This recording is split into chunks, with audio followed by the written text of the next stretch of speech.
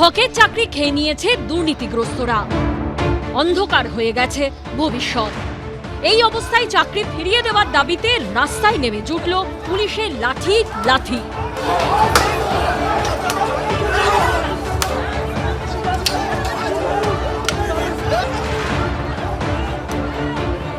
পেটে লাথি পড়েছে বলেই তখন পিছনেও লাথি খেতে হচ্ছে, লাঠি খেতে হচ্ছে। এই লজ্জা কি আমাদের মাননীয় মুখ্যমন্ত্রী দেখতে পাচ্ছেন না?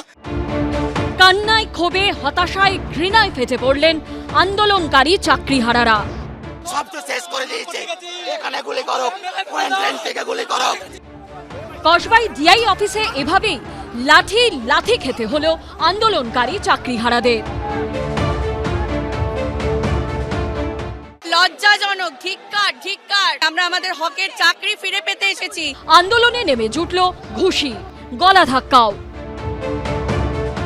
আমরা কি অপরাধ করেছি?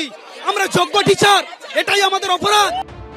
কসবাই ডিআই অফিস অভিযানে যাওয়া চাকরিহারা শিক্ষকদের সঙ্গে পুলিশের অভাবনীয় আচরণ। পুলিশরা নাকি সমাজ রক্ষক, এই সমাজ রক্ষক মেয়েরে পা ভেঙে দিচ্ছে। পুলিশের সন্তান কি বিদ্যালয়ে উপস্থিত হয় না? এই পুলিশের সন্তান কি বিদ্যালয়ে যায় না? পাল্টা পুলিশের দাবি, বিনা উস্কানিতে পুলিশ কর্মীদের উপর হামলা চালানো হয়েছে। একাধিক পুলিশ কর্মী আক্রান্ত হয়েছেন, তাদের হাসপাতালে ভর্তি করতে হয়েছে। বাধ্য হয়ে পুলিশকে হালকা বলপ্রয়োগ করতে হয়েছে।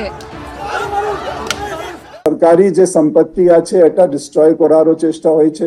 আমাদের সিনিয়র সার্জেন্টও খুব সিরিয়াসলি ইনজার্ডও হয়েছেন। এই ঘটনা আজকে ঘটেছে, যাতে এটা না হয়, এটা বাঞ্ছনীয় নেই। কারো কিছু লাভ হচ্ছে না, কারো উকসানিতে যাতে আমরা না যাই। বিরোধীরা যখন পুলিশের আচরণে ক্ষোভে ফেটে পড়ছে, তখন শিক্ষামন্ত্রী চাকরিহারাদের ভূমিকা নিয়ে প্রশ্ন তুলছেন। ডিআই অফিসে গেছিলেন কেন? ওরাই আমাদের সঙ্গে আলোচনায় আসতে চাইছেন এবং একই সঙ্গে একটা ধ্বংসাত্মক আন্দোলনের দিকে যাচ্ছেন। দুটো তো একসঙ্গে হতে পারে না। এখানকার পুলিশ উর্দি পড়া গুন্ডা তৈরি করেছে মমতা ব্যানার্জি।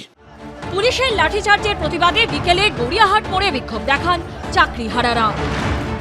রুমা পাল, পার্থপ্রতিম ঘোষ ও কৃষ্ণেন্দু অধিকারীর রিপোর্ট, এবিপি আনন্দ।